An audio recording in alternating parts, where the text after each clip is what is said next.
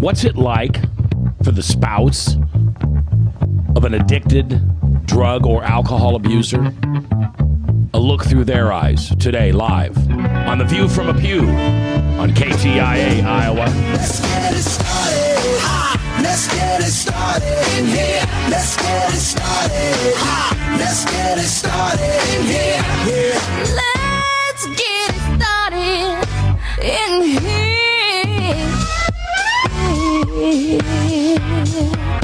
Welcome to The View from a Pew, a conversation among Christians who are out to grow their faith by asking the simple questions, the tough questions, and the stuff you really wish your pastor would talk about. Come on now, let's reason together. It's your voice we want to hear. The phone lines are open, so join the conversation. Call 855-244-0077. That's 855-244-0077. Now, here's your host, J. Michael McCoy. All right, 4 minutes after the hour, Central Daylight Time, that's 3:04. We are live here on 99.3 KTIA and on Webcast One, live.com. Also, theviewfromapew.com. Bob Montserrat, the cat in the hat, watching the chat. You can join us on the chat at The View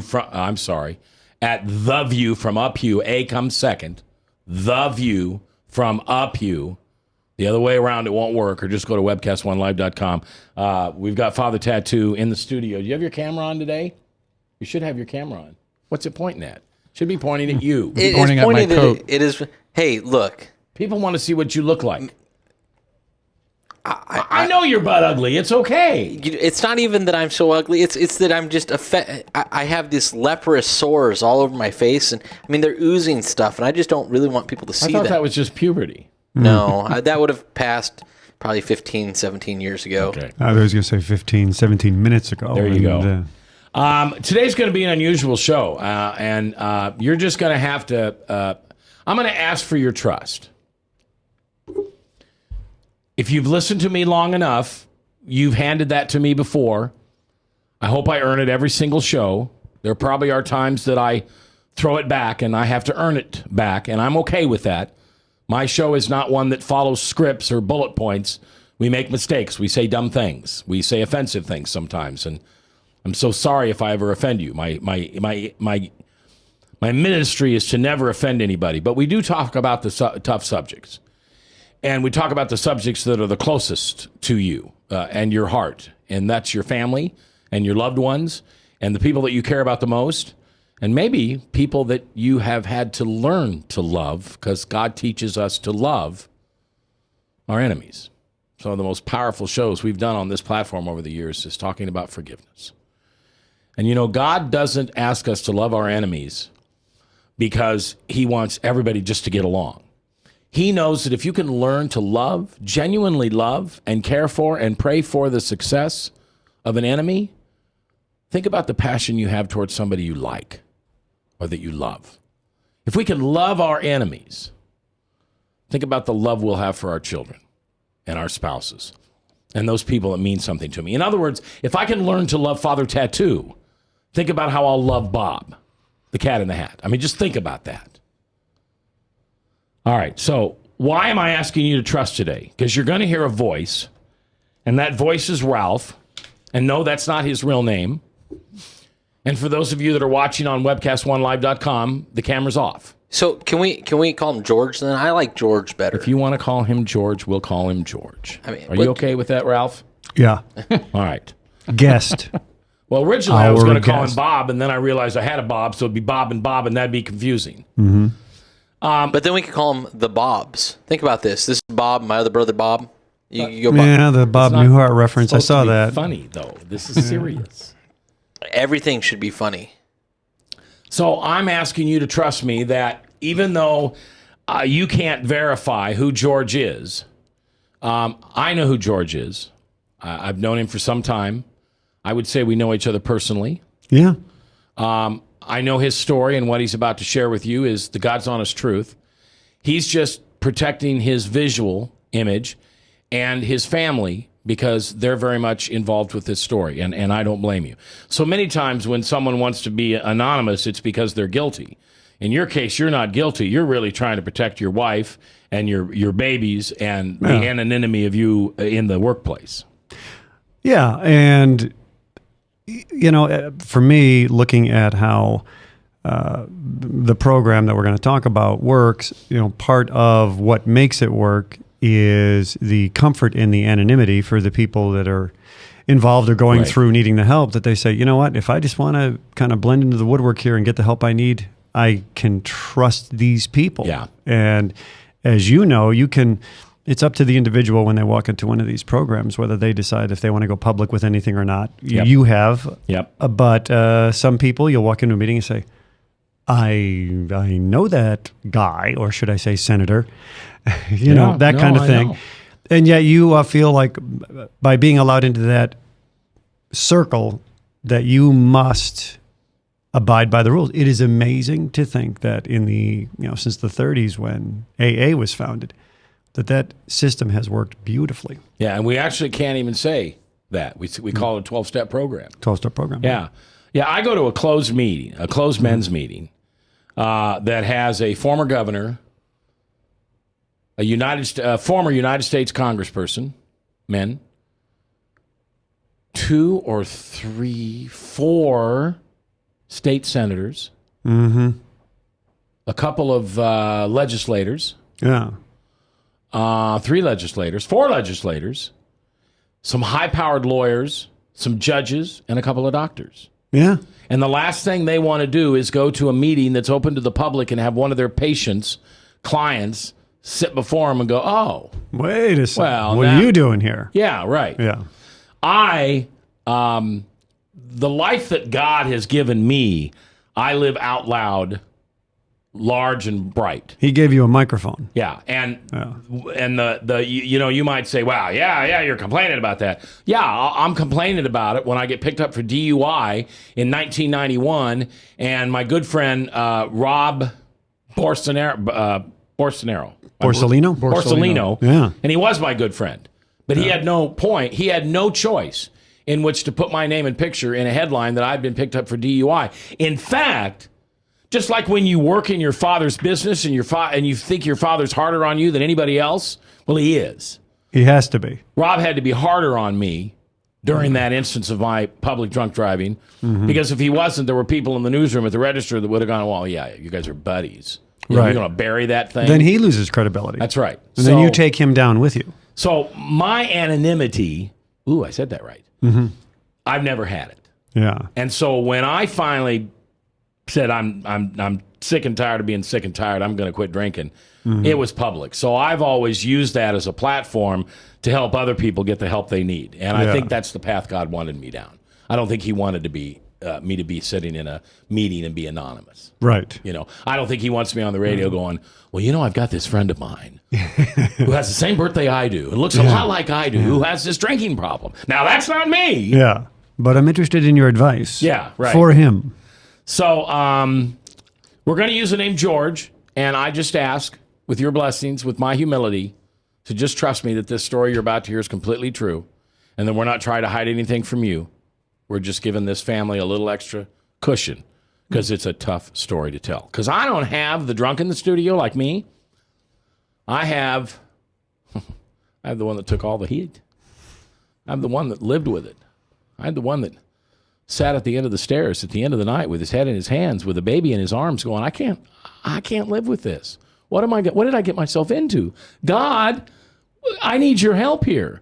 I live a sober, drug-free, Christ-based life. And for whatever reason, you gave me a soulmate who's allergic to alcohol, who's addicted to alcohol, who can't stop drinking.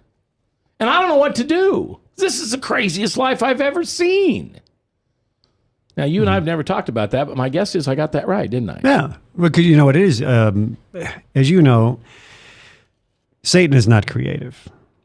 He uses the same old tricks and tactics that have worked since the beginning of time. And why should he come up with something new? Alcohol has always worked in destroying families, destroying lives, and destroying, cities. It can destroy. Why would he come up with something new? So one of the things that I had to realize as I was going through it is I'm going through what millions of people have gone through, and it's just the converse of what the person who's using is going through. But my story is not original in any way, shape, or form. And enough people that I've talked to, I was like, oh my goodness, I know this story. This is my story. Yeah. I know this story. Yeah, I'll guarantee you, and this is the blessing of these type of shows, but it's also the curse. Because somebody out there at the end of this 55-minute show is going to go, well, crap, that's me. Yes. And I thought I was the only one that lived through something like that. You mean I'm not the only one? Yeah. And they're going to learn how to get help. God's going to, my prayer is that God uses me, his voice through me, his voice through George, his voice through Bob. That something we say today is going to be what I call a nugget of wisdom. Because wisdom is not something you say, it's something you hear. And you're going to hear something today that God had intended to have laid on your heart at that very moment in time, not a moment earlier and not a day later. At that moment in time, and he'll empower you to know what to do with it. And today, April 2nd, is going to change your life.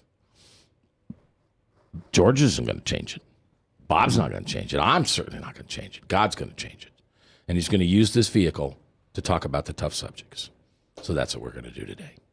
The spouse, the person you never see, you very rarely hear about, the one that suffers the most, the one that takes all of the ups and the downs and the emotional distraught, the one that can't go get treatment, the one that doesn't know how to deal with this because they've never been around it before, the one that ends up protecting the family from the ones the family loves, only praying to get help. And that's going to be George's story today. So we look forward to hearing that.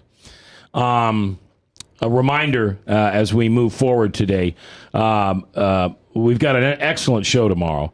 And Angelina Lewis is going to be here. And if you've never met Angelina Lewis, you are about to meet one of the loudest, brightest, biggest black woman who's a Christian and can sing it to the top of the glory.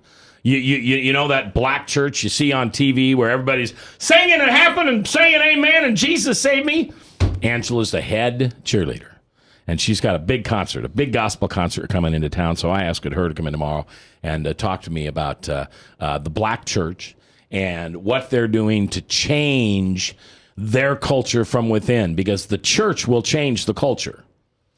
Now, you're probably thinking the culture is trying to change the curse, and that is the accuser attacking Christ. That's their little playground. But when it comes to you and I, is the culture going to run the church or the church going to run the culture? As we're sitting in the middle of abortion and as we're sitting in the middle of gay marriage, I would tell you right now, culture winning. But that can change. And it's people like Angela Lewis that know how to make that change. She makes that change on a daily basis within her congregation, and that's going to be our program tomorrow. So I look forward to having you here. Also, being this is the first week in April, tomorrow's Testify.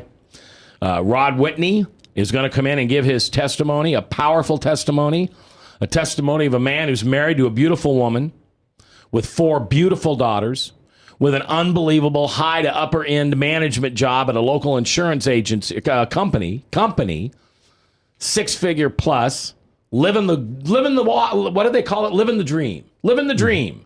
3 cars, tons of money, and the accuser gets a hold of him, and he has an affair. Somebody in the office. Daughters lose faith, wrecks the family. The wife says, get out, and he loses his job. Now, what do you think Christ can do with that mess? What do you think he can do with that pile? Because I can tell you what the accuser does with it. Drugs, pornography, alcohol, gambling, homeless, broken family, destroyed family. Not in this case. Christ got a hold of Rod, and he's changing lives. And that's going to be our live testimony tomorrow. Rod will be there. That'll be our live testimony tomorrow at Testify. Incredible pizza, 11:30 to 1, $10. Includes all you can eat, everything, plus drink and dessert. I hope you join us. It's Testify tomorrow at Incredible Pizza, brought to you by the good folks at Incredible Pizza and 99.3 KTIA. Father Tattoo is producing. Bob Montserrat, the Cat in the Hat, is watching the chat. And our special guest is George, who's about to tell us what it's like to live at the other end of the bottle. Not the one drinking or ingesting or waking up with hangovers, the one that's bringing the cold wash rag to the spouse's head, the one that's cleaning up the messes, the one that's making the excuses. That's next, live. Leach, owner and general manager of Service Legends. I brought along a couple of the home comfort heroes. Hi, I'm Tammy Wells. I am Nick Wondershide. I'm administrative manager I am the senior technician. from Service Legends. It seems like every good thing, when you feel it to the bone that it's good, there's a lot of hard work put behind it. I don't think that you can fake it and have it turn out good. You know, if we seem like, okay, that's just weird, it's just a furnace, why would you believe so deeply in a furnace? It's not just that, you know, we want to show the world that you can have good service. Yeah, I mean, it's got to be, it's your home. You know, it's built into our daily trainings, it's built into our culture, that we're gonna do whatever it takes to have each client say they love us, period. That's why we spend all the hours in the training that we do. And if we guarantee it's going to be a good experience for you, or else it's free, what type of work do you think we're going to do? There is a guarantee. Temperature selection guarantee, fixed right or it's free guarantee, comfort guarantee, best value guarantee. All of these guarantees hold us accountable to ensuring that we exceed your expectations. And if for whatever reason we'd fail and we can't make it right, we guarantee all of those guarantees with a 100% money back guarantee. I mean, if you don't think that your technician can fix it right, are you gonna say that to a client? No. You don't have to worry about having a technician come to your house. We drug test, background check all of our team members. We put safe people in your home. Each and every one of our service techs, 400 hours a year in training. You tell it the minute they walk in the door. They know what they're doing, they've done their homework, and they actually truly care about what you want. Because at the end of the day, you're the person that makes sure I have a job. They're gonna be listening. They're gonna wanna know what your challenges are. Then they're gonna come and give you options, and you get to choose. If I'm there to help and I make it easy and painless, I did my job right that day.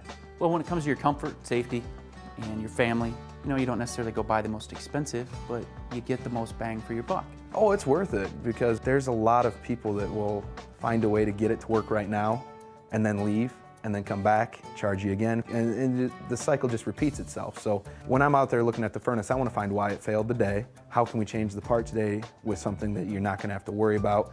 Is it worth changing the part today? I mean, you can put a lot of money into a furnace. I can fix parts all day. There's good job security in that for me, but is it the right thing for you? I get a lot of the phone calls of after the technicians are there. They're just in awe. They're like, wow, you guys are great. I mean, I don't even know what to say. You guys are great. Everything you did was perfect. It was great. Keep going though, I like this. Just give us a try. I'm gonna take all the risk. I've got the time to make this right. I've got the support to make it right. Just check us out. And if you don't see the value in what we do, I mean, fixed right or it's free or 100% money back. enough said.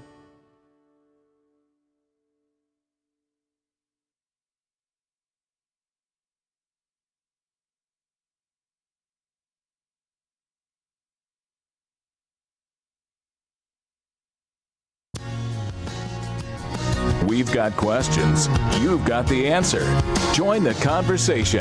It's your voice we want to hear. So call 855-244-0077. Now, here's J. Michael McCoy. 21 minutes after the hour on this, the second day of April in the Lord's year 2013. I'm J. Michael McCoy. Special show today, Father Tattoo in producing. That doesn't make it special. Bob Montserrat, the cat in the hat watching the chat. That doesn't make it special. Me, nothing special here, but George, who's my guest, who is not his real name, who you will not see if you're watching the chat, because he wants to protect the anonymity. He wants to be anonymous for his family, and you'll see why. And all I ask is that you trust me, that he is who I say he is, and his story is true. And we don't do this very often, but when my guests request it, that's what we do. All right, so you're doing a contract job, and you end up in Des Moines for whatever reason. Mm-hmm. And how long are you here? 6 months, something like that. And you're not married, have no kids. Yeah. But you fall in love. Yeah, that happens. Tell me about what can we call your wife? Who was George Harrison's wife? Barbara. Barbara. All right, so it's George and Barbara. Right. So, tell me when you met Barbara. It was a number of years ago. And it's interesting. That's part of one of the great kept secrets about Des Moines is, Iowa has the best women. It really does. Okay. And I have, since I've been here, met dozens of men that were passing through either a contract job or, they were here in college and they met an Iowa girl, and it's like, these are the best women in the country. And it turns out they really are. Yeah, they are. So that happened to me. Nothing too unique there. But we did a little bit of traveling, and ended up moving here because we got to the point where it was time to settle down and So she have a family. kind of traveled with you on your contract jobs. Yeah. All right. And then found some jobs of our own that took her to some places. So we were apart at times and together at times. But Are you in the same age range? there's a gap. Okay. Yeah. I'm a little older. Oh, I thought she was. No. Okay. Yeah. Barbara, I was kidding. Yeah. I was actually kidding. You know I'm kidding. Yeah. There's no way you could not be kidding. That's right. Yeah. So you meet, you date, Yep. you cohabitate. When we got married. Yeah. Oh, but not before. We lived together briefly in another city, All right. just because it was convenient. But And you didn't see any alcohol problems. I did, and I would wager that the majority of people in my shoes would say, "Yeah, there were a couple of warning signs. There'd be times where somebody drank to excess." I had I would say, a particularly better viewpoint than most. I was a bartender for so many years and was very familiar. Well, you've been a bartender, Sure. and you know who your You can- customers are. You can pick them out when they walk Yeah. in the door before they've ever had a drink. Sure, and it's usually it's the authority with which they take that bar stool and the authority with which they order, and then it isn't just the number of drinks they consume; it's how frequently you see them, and also the stories they tell about the other bars they go to. You realize you're not the only place. Yeah. So they spread it around because they don't want any one particular bartender to know how much they drink. Yeah. So I did see some warning signs at times. You get a variance from the truth as alcohol takes its effect on somebody. Right. Because they have to cover. Yeah. By the way, all people are liars. Some of you have found your God filter, and you drop it in front, and those lies don't fall out of your mouth, and your word is always good. Alcohol destroys that filter. Yeah. Good people become liars when alcohol gets in, because as we talked about earlier, when the deceiver gets involved, he knows how to take away that God filter. Well, and I, toward the end, toward where we got to the point where help was sought, you really start to realize, if you're the other person involved, you're going, well, my significant other is having an affair. And the affair is with alcohol or whatever it is, but it's an affair just like any other affair. There's lying, there's deceit. Yep. You're secretly meeting with that person that you're having the affair with, the person or the substance. Your time is consumed by the next time you're going to see them. Right. It's all you can think about is, the excitement of getting together with the thing I'm having the affair with. I have heard too many times in my life a man go to his wife and say, "I have a mistress, and it is this bottle, and I need your help to get away from it." Yeah. Yeah. I don't think it could be put any better, because that is exactly what it is. Because that substance, and like you say, the deceiver, his goal is to be put first. And as he works his way into somebody's life, he starts with very little, shall we say, variances from the truth, very little acquiescence, very little. It's like, you know what? Just lie a little bit, just lie a little bit. And eventually the need becomes so strong that the person who is now addicted will go to any lengths and say whatever it is they have to say. That's right. And then that's where the personal attacks come in. You become the enemy. Right. And if you start to come forward and say, we have a problem here, it gets ugly. Well, and as I've learned, this maybe wasn't the case for you guys, but I've also learned that you become the enemy even if you don't open your mouth, because you are reality. Yes. And so many times that person's drinking or using drugs to get away from reality. Yeah. And now, personally, I don't drink. And so that makes you a bigger enemy, and sometimes you're labeled as, well, you're hypersensitive to this issue because you don't consume. And after having gone through this experience, I sometimes wonder how two people that live together that both have an alcohol problem ever get out of it. Because it's just talk about a support network. Yeah.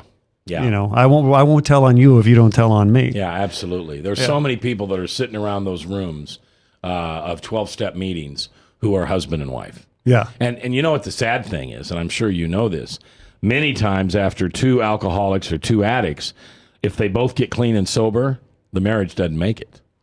Because they were different people when they met, fell in love, got married, and now they're sober and clean. And I don't like you. Yeah. I don't like you when you're sober.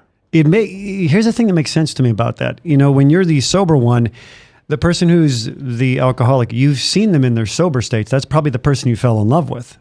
But I imagine with two alcoholics, especially with varying drinking schedules, they've probably never met the real person. You know, it's like Superman and Clark Kent. They've never been in the same room at the same time. Well, you were sober, but I was drunk. Right. And when I was sober, you were drunk. And or when you were drunk, I was taking care of you. Yes. And I felt so guilty because I know you've taken care of me and you become codependents. Yeah. Whereas if you have somebody who's sober in the relationship, they always see they get to visit with, on occasion, the person they fell in love with. And that's what keeps you there. You know, and you pray that personality number two. I used to always explain to my wife, I says, you go through a personality change. There are two people. I'm having an affair. I have two wives. There's the one I married and then the one that moved in. Mm-hmm. And I don't like her as much. All right. I don't like her at all. How long were you together until you can identify that first time that you went, ooh, what just, I mean, you may have ignored it. Yeah. But you know now in retrospect, you went, oh.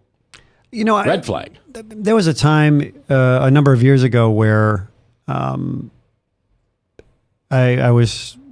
she had mentioned to me that she was just going to go hang out with some friends, and it turned out she was just hanging out with somebody else that wanted to drink a little bit more.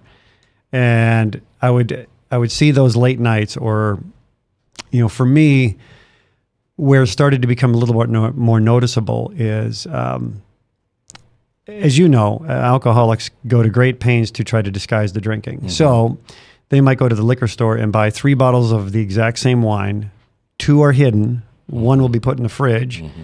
And they will forever be able to show you, I just had 1 glass. Right. And what they had is 2 bottles in a glass. Right. But something just said to me, because I could see in the person as you know, the disease progresses and the behavior was getting worse and worse, and sometimes mobility was becoming a factor, and different things. I started marking bottles. I started becoming just a little bit more of a detective about it, and I would notice, well, it's like you didn't have it. I'm sorry you had to do that. Well, and I got to tell you something. That is one of the horrible things that happens to you as the other person is then you're there. You're in this situation and you're there for a reason. God doesn't throw you in that situation and say, this was my whole point was just to make you miserable. I'm there. I'm part of the problem. And I realized that my paranoia starts to take over my life. And we have technological tools these days where you can see where somebody's going. It's not that hard to do. Right. And so when they say, well, I'm over here, and you can know within 2 seconds that, no, you're not there. Right. I know exactly where you are. I see that you're at this bar, or I see that you're at this convenience store buying something. Mm-hmm. I can see that you're in a parking lot, on your own drinking. Before you become paranoid. George is my guest today. No, that's not his real name, and no, we don't have the camera on him. He wants to stay anonymous. Just trust me that he is who he is, and the story is what he says it is. I know both him and his wife. Yeah. Did this start before you were married or after? My first signs of it were before we got married. Okay. And I had 2 or 3 people say, I would be concerned about this. Okay. I think maybe there's a little bit, I've just seen her too many times, maybe drinking too much. How did Barbara's personality change? She went from to what? Well, here's one of the things that I did learn over the years as a bartender. Drunks are friendly drunks to strangers. That's who they're friendly to. They're mean to those they love. It's everybody I've spoken to says, gosh, I think you're right. I never got friendly to my spouse. I got mean to my spouse. Mm-hmm. But I could walk into a bar where I didn't know anybody, and everybody loved me. It's like, yeah, the nice drunk is a myth. The nice drunk only goes to people you don't know, or to those acquaintances in your life, like your bartender, or just some of the people you just sort of hang out with. But those close to you suffer the brunt of it. So a lot of what would happen is you would see that a personality I can only describe as a little bit more snippy, very cutting, and especially as the disease progressed and I started getting more bold and saying, I think there's, a problem here. I don't like it, begging and pleading. Those things not only bounced right off of the person, but they were directed back at you, and it became your fault, all of it. Of course. All of it became your fault. Of course it is. And it can play tricks with your mind because, whether you believe what they say or not, it went in. And you have these thoughts of, okay, well, maybe I'm partly to blame. Maybe I'm not doing enough. And the reason why this person is reaching for the bottle is because I'm not there enough. And if I could be there more. But you find that as this gap is developing between the two of you, you're finding it very hard to get close to that person and give them what they say they need because they're pushing you away with this thing that you're now beginning to hate. You're going, I'm having a hard time loving that thing. And I know the person inside there I love. Did she have a drink of choice? Or was it just anywhere? It evolved. Anything? It evolved over time. It used to be beer, and it moved on to wine. And one of the things in the last year and a half or so that became prevalent were drinks that she didn't necessarily even care for. And, I know from going to 12-step meetings that some people say, well, that was a tactic of mine. I was going to try drinking stuff that I didn't like, and I'd cut back. The other thing was the type of sweet drinks that just smelled like breath mint. And that's what became the drug of choice. They really hide them nowadays in bars. Oh, my gosh. It's unbelievable. Yeah, the caramel liquor. And the gas stations. Yeah. Oh, yeah. All right. This is the tale of George and Barb. No, that's not their real names. Just trust me, this is a true story about codependence, alcoholism, and the good news to come, what you can do about it.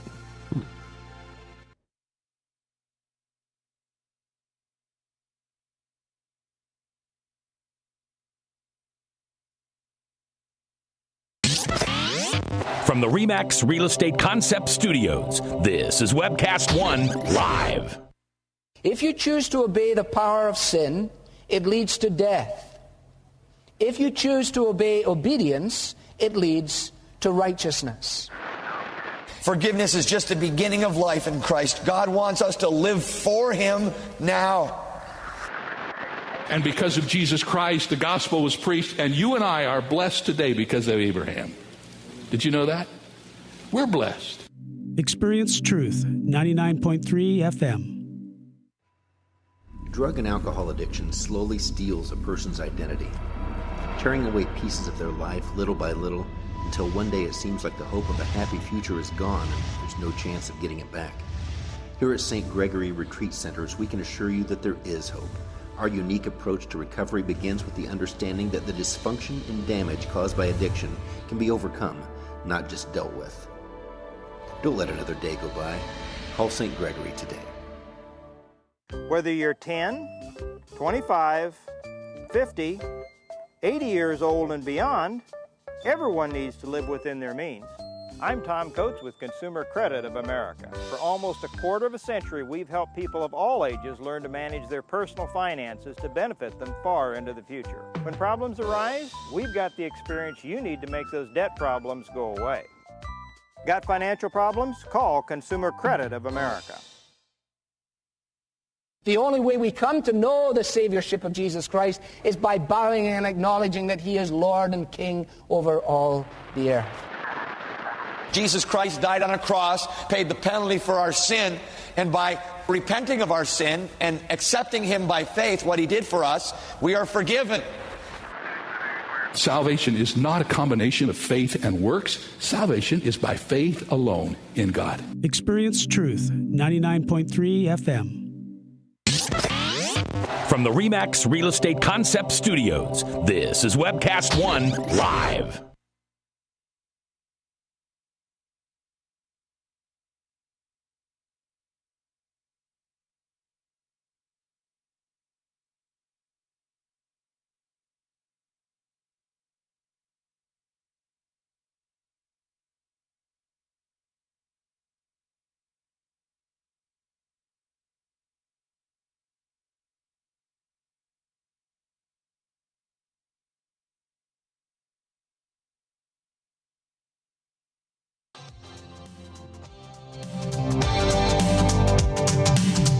We're the ones in the pew, not pulpit.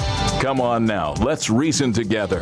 The phone lines are open, so call 855-244-0077. Now, here's J. Michael McCoy. All right, good afternoon. 22 before the top, Salem Radio Network news at the top of the hour. Then Michael Mudloff with True Blue. That's coming up. I've got George in the studio. His name is Barbara, and their last name is not Bush. Mm-hmm. But you could say they are because George is not who he says he is. Now, I know who George is. I've known George a long time. So I'm just asking you to trust me for the next 22 minutes that what we're talking about is real. I know Barbara. I know this is real. They just want to protect their family's anonymity, and I know you agree with that. You're a good audience. You always agree with that. So what your life was like. You are married to this woman. You have thought there may be some alcohol problems. Other friends have brought it up to you. Give me a couple of instances where it was just over the top. Oh, no, we got a problem here. Boy, let's see. Part of the thing that happens to you, I'd mentioned earlier, is the paranoia. And, you can follow somebody around as best you can, and you can chart the lies. I would have had experiences where somebody would say she would say she's at church and she's in a parking lot drinking, and I could go to that parking lot and find the drink of choice sitting in a garbage can exactly where a GPS transmitter told me it would be. Yep.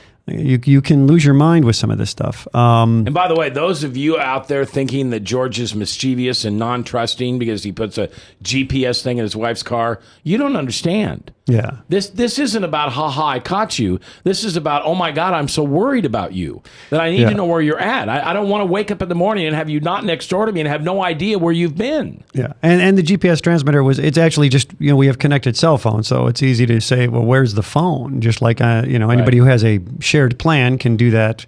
You can set that up. But, and most of the main reason I had set that up is I just wanted to make sure nothing was happening when there were kids in the car. Because that's when you want to jump to the rescue, because your life can change drastically if somebody gets just pulled over. That's all it would take. So a couple of things.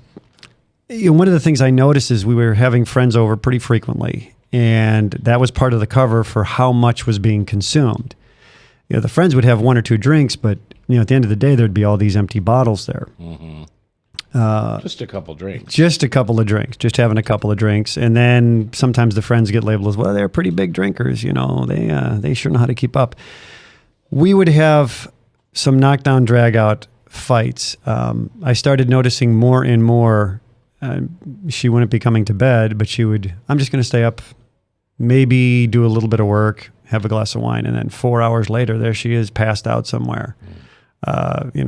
A lot of times just passing out of places. One time, toward right before we went and took drastic steps, even falling down the stairs to get to a stash of wine. It was a very delicate balancing act between having cranberry juice up in the refrigerator, filling a glass of cranberry juice, and then going downstairs to do some laundry and swapping that out for wine. So when she came back up, it was like, what are you talking about? The cranberry juice. I'd smell the glasses later and say, that smells like wine. I don't know what you're talking about. More and more, I was the crazy one. Right. I started seeing distancing between her and her family and any friends that expressed concern. I don't have time for those people. Or, it's the thing that always kept me involved is you would always see these glimpses of, there's the person I fell in love with. But the personality that got pretty rough and pretty verbally tough, and you'd hear some things, you're like, whoa, that's the kind of stuff I don't want to say here. It's a Christian radio station. You'd say, wow, that was kind of not very nice. That was happening all the time, and it was a daily fight. I'd go to work, and I was, at the time, working a job which consumed a lot of hours, and I'd be there for, 10, 12 hours, always wondering and unable to focus on my job because I'm thinking at any point in time, maybe I should just go home and make sure everybody's okay. Because now I knew we had progressed to the point where it was happening early. We got kids at home when this is going on? Kids at home. One morning I remember getting up on a Sunday morning, 6 a.m., and there she is. And she was going into work and drinking a glass of wine. And it was always, I just had a sip. That's all I did, and I just threw the rest away. Any disasters in her life? Any DUIs? Any losing jobs? Any family members cut her off? Nope. Okay. Part of what happened with me is I read a book by Deborah J. called No More Letting, I've forgotten the name of it. I don't know why it's No More Letting Go. Basically an Al-Anon book. Okay. But its basic premise is you're going to go to Al-Anon meetings and they say, hey, you got to wait for this person to hit bottom. Right. And so sit back and spectate. But go to your Al-Anon meetings and try to develop the tools so that you can keep your own soul intact. One of her premises is it possible for you to bring that bottom up? So that, yes, they have to hit bottom, but you can help determine where the bottom is. Right. So instead of sitting back saying, well, I need this to end in a disaster, because you hear the stories. Yeah, they all end in low-bottom drunks. Right. And but they usually, don't have to. I'm sure you read the newspaper with the same discriminating eye that I try to now. When you see an incident that you can't fully understand what went wrong, you say, I know alcohol's involved in here. Right. And in a couple of days, when the rest of that story comes out, you will know alcohol's involved. When they tell us a story about how could those parents have been so unaware that their child was playing out in the middle of the street, in 3 days, you might find out. So what was that moment for George and Barbara? What happened? A doctor was involved. And the thing that really flipped the switch is I knew I couldn't go to her doctor and violate a doctor-patient privilege at all. But I had to go and say, here's my concern. Here's what I'm worried about. And she was also visiting him for assistance in this area. Okay. But for her, that was just a ruse. It was like, I want to bring this doctor in. So to the rest of you out there that are giving me a hard time, you can see that I'm doing something. Mm-hmm. But the doctor got concerned because he would take blood tests. And essentially, I asked her, he called and said, I do need to speak with you. Came in, her mother came with, she was involved. Her parents had been involved with me for a couple of years. And he said, if she continues in this vein, she will not live 10 years. Oh my gosh. There's just no way. And she's how old at this time? Mid-30s. The first sign for me was about a month before that when she was turned down for life insurance. We went we got blood tests, and I'm older. I'm a decent amount older. And they're like, hey, clean bill of health, no problem. You can have life insurance. It's only $22,000 a month or whatever it was going to be. You know? And I said, great. And I never got the call on her. And so finally, at some point, I said, we've never heard back from the insurance company. And she said, well, they said no.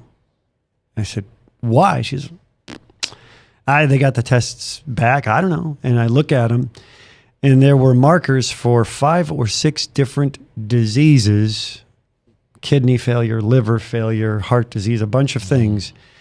And if you read along the column, potentially attributed to alcohol abuse, potentially attributed to alcohol abuse, potentially, because they don't want to say definitely alcohol abuse.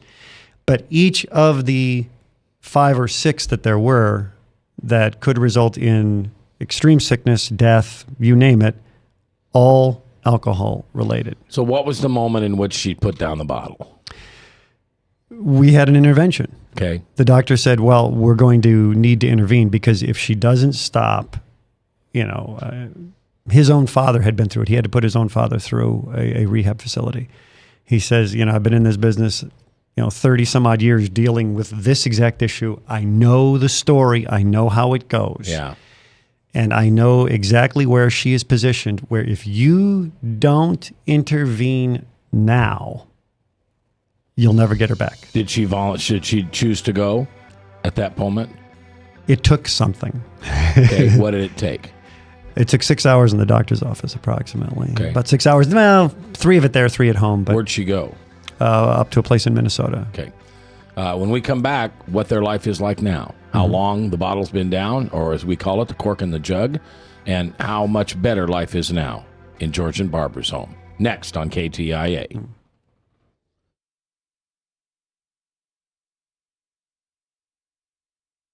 If you choose to obey the power of sin, for him now. And because of Jesus Christ, the gospel was preached, and you and I are blessed today because of Abraham. Did you know that? We're blessed. Experience Truth, 99.3 FM. Drug and alcohol addiction slowly steals a person's identity, tearing away pieces of their life little by little until one day it seems like the hope of a happy future is gone and there's no chance of getting it back. Here at St. Gregory Retreat Centers, we can assure you that there is hope. Our unique approach to recovery begins with the understanding that the dysfunction and damage caused by addiction can be overcome, not just dealt with. Don't let another day go by. Call St. Gregory today. Whether you're 10, 25, 50, 80 years old and beyond, everyone needs to live within their means. I'm Tom Coates with Consumer Credit of America. For almost a quarter of a century, we've helped people of all ages learn to manage their personal finances to benefit them far into the future. When problems arise, we've got the experience you need to make those debt problems go away. Got financial problems? Call Consumer Credit of America. the only way we come to know the Saviorship of Jesus Christ is by bowing and acknowledging that he is Lord and King over all the earth. Jesus Christ died on a cross, paid the penalty for our sin, and by repenting of our sin and accepting him by faith, what he did for us, we are forgiven. Salvation is not a combination of faith and works. Salvation is by faith alone in God. Experience Truth, 99.3 FM.